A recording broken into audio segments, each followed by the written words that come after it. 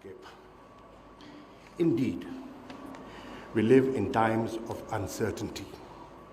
The world order seems in a state of severe stress and disarray.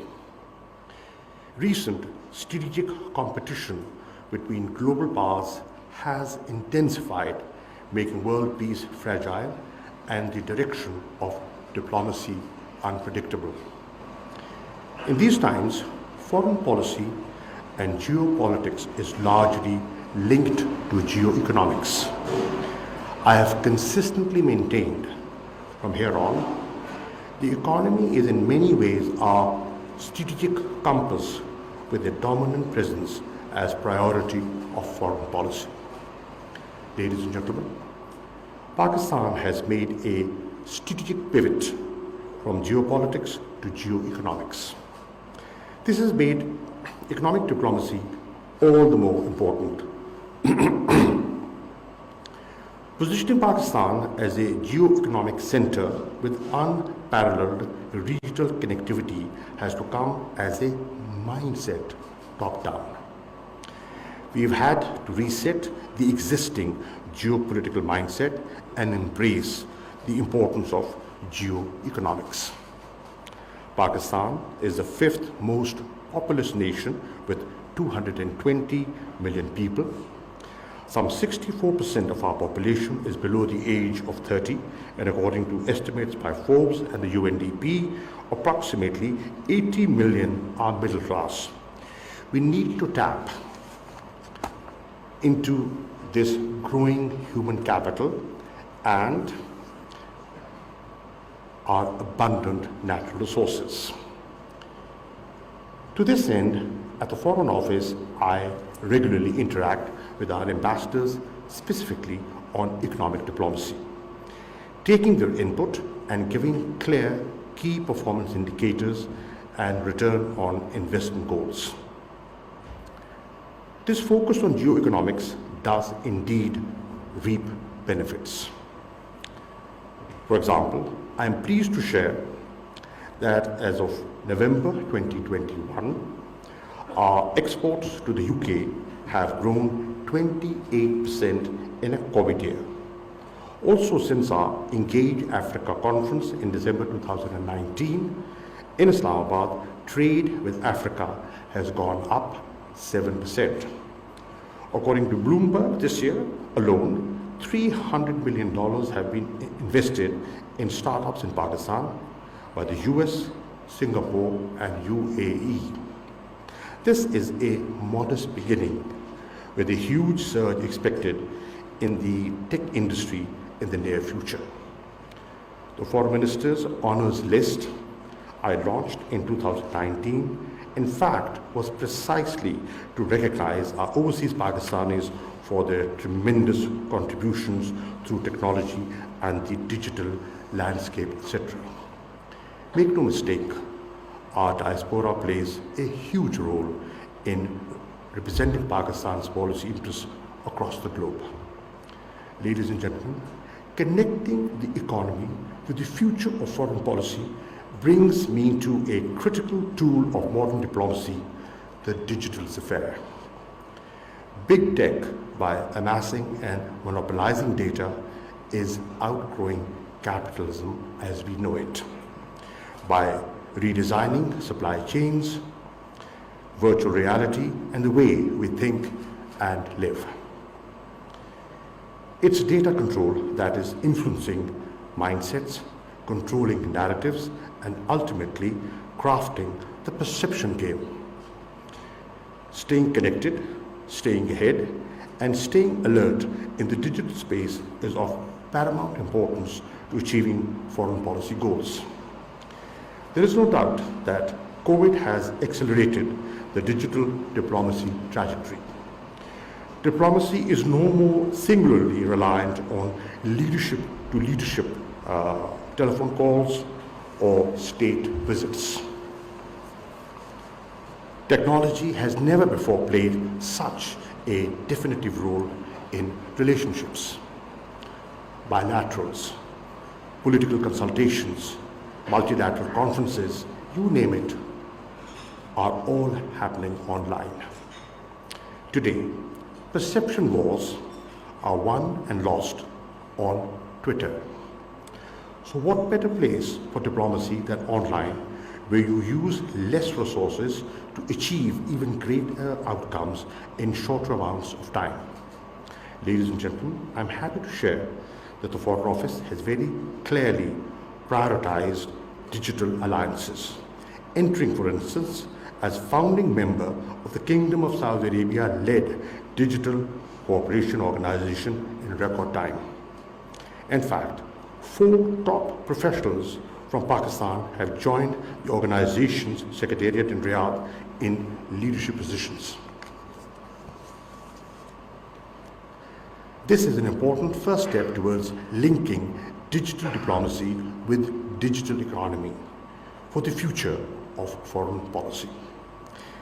In this same spirit, just 10 days ago, I was pleased to collaborate with the Norwegian multinational Telenor to launch the Agri-Tech app that is connected to over 10,000 farmers across Pakistan to optimize their production and in turn our exports.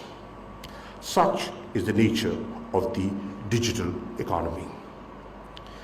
These revolutionary scientific changes are already impacting war and peace, climate change, our economies, our geopolitics, and our ways of life. Ladies and gentlemen, when we speak of the future of foreign policy and the role geoeconomics is playing, we must speak about China. Our relations with China are resilient and poised to grow further. The Belt and Road Initiative BRI, for which China-Pakistan Economic Corridor (CPEC) is the flagship project, will leverage economic geography and connectivity of the 3 contiguous continents, Asia, Europe, and Africa, ushering in prosperity for all global citizens. Ladies and gentlemen, we value our relations with the United States. Looking towards the future, we do not want a transactional relationship with the US. We want multifaceted ties that are not susceptible to the vagaries of regional and international policies.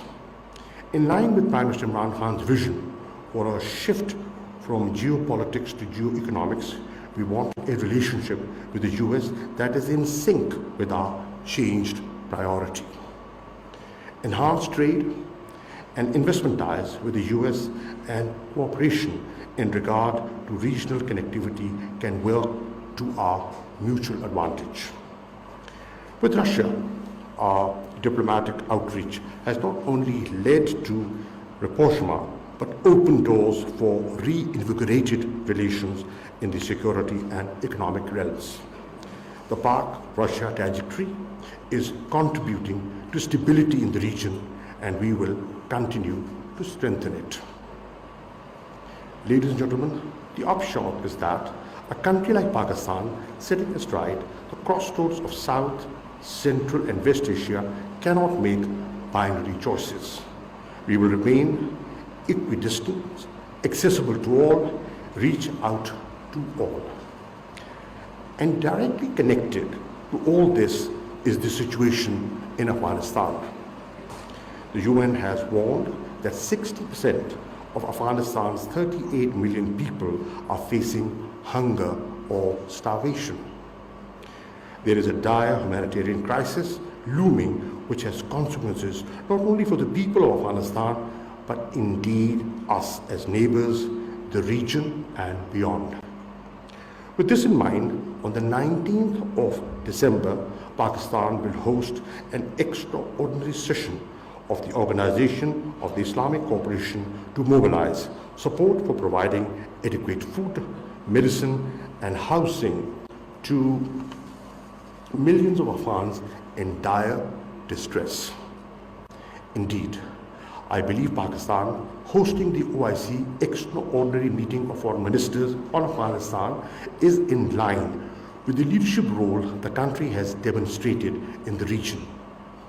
From facilitating peace talks to showing tremendous leadership across unprecedented rescue and evacuations, to working closely with international partners for humanitarian outreach and bringing together neighboring countries of Afghanistan and international stakeholders for a coordinated approach. Pakistan continues to work at every level for a stable, peaceful, and prosperous regional future. We also continue to host over 4 million Afghan refugees. We have advocated and worked for the establishment of an inclusive polity in Afghanistan, respecting the rights of all ethnic and religious minorities as well as of women. The Afghan government has assured all its neighbors that their soil will not be allowed to be used for terrorism. The same message has been given by Kabul to extra-regional powers. The future of successful foreign policy hinges then on not repeating the strategic blunder of the early 1990s that led to a spate of civil wars, drought, and terrorism, whose consequences we have been facing for the past 30 years. The world must learn from their mistakes. Ladies and gentlemen, we can't talk foreign policy challenges without speaking about India. Pakistan's quest for peace and geo-economic strength cannot be a solo performance. It takes two to tango. Soon after taking office, our government made overture after overture, unilaterally, to open channels of communication, to build confidence, and to engage India. Our eastern neighbor, however, chose to close all doors on any kind of talks. What's more, it took the most drastic militaristic steps to invade and lay siege to the disputed territory of the illegally occupied Jammu and Kashmir, disenfranchise its 14 million people, and brutalize them. New Delhi's actions in Indian illegally occupied Jammu and Kashmir have created a conundrum for Indian apologists in Kashmir and even for India's foreign friends. Indian atrocities are too egregious to be masked by the veneer of secularism and democratic pretensions. It is the duty of the United Nations and the international community to hold India accountable for this not morally right and excessive state of affairs. India must realize that without resolving the Kashmir issue, we cannot free the peoples of South Asia from perennial instability. Without the necessary global condemnation and intervention, the region will continue to remain insecure and peace and prosperity a major challenge. Ladies and gentlemen, developed and developing countries are all vulnerable to the devastations of the global pandemic. In Pakistan, we have done well in beating the coronavirus by using a mix of smart lockdowns and aggressive vaccination campaigns. The threat is not over. Omicron, the new mutant, casts its ominous shadow, and we are bracing for fighting it. Each nation must play its part individually and communally to fight a virus that knows no boundaries. We are all equally vulnerable. The same is the case with climate change. It affects us all without discrimination. Pakistan walks the extra mile to meet climate change goals because it is a compelling national priority. The Asian Development Bank and the World Bank have forecast that Pakistan will incur up to $3.8 billion annually due to the rise in temperatures in the next 2 decades. Last month, at the COP26 Climate Summit, Pakistan unveiled its Ecosystem Restoration Initiative with the support of the World Bank. At the summit, Pakistan also signed the US-led Global Methane Pledge. Prime Minister Imran Khan's vision and roadmap for the 10 billion tree tsunami and clean, green Pakistan will go a long way in making Pakistan a model country to combat climate change and its impact. Ladies and gentlemen, Pakistan has put significant efforts into promoting interfaith harmony and tolerance. The Prime Minister has alerted the world continually at the highest forums about the threat posed to world peace by Islamophobia and misguided notions of racial superiority. True to our commitment, we sponsored a resolution at the 47th OIC Council of Foreign Ministers meeting in Niamey in 2020. The resolution inter alia called for declaration of March 15th as the International Day to combat Islamophobia. Ladies and gentlemen, I would conclude with asserting that diplomacy in the 21st century in a post-COVID world needs a multifaceted outlook and one that goes beyond the traditional. One that is cognizant of a world where relationships are changing based on geoeconomics, access, and the use of technology and people-to-people contact, made all the more accessible with digital growth. It is this multi-dimensional outlook and approach that will, I am confident, open new vistas for Pakistan's footprint across the world, enabling us to assume a leadership position in addressing the challenges of a changing geopolitical landscape. Thank you.